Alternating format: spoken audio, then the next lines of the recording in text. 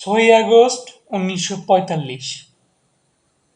জাপানের হিরোশিমা শহরে গ্রীষ্মকালে রৌদ্রোজ্জ্বল একটি দিন।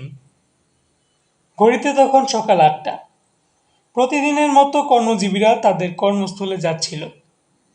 ছোট্ট শিশুরা সবেমাত্র তাদের স্কুলে পৌঁছেছিল এবং তাদের স্কুলের প্রথম পিরিয়ড শুরু হয়েছিল।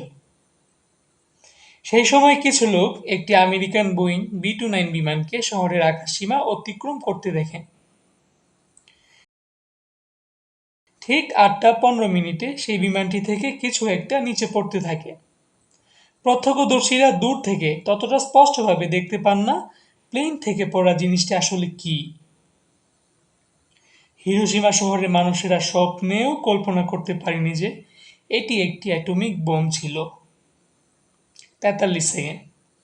ঠিক 43 সেকেন্ড ধরে এটি নিচে পড়তে থাকে এবং তারপরেই এক মুহূর্তের মধ্যেই সব শেষ।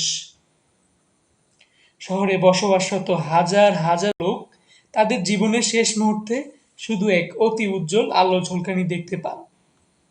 এই বিস্ফোরণ তৎক্ষণাৎ এক বিশাল ফায়ারবলের রূপ নেয়।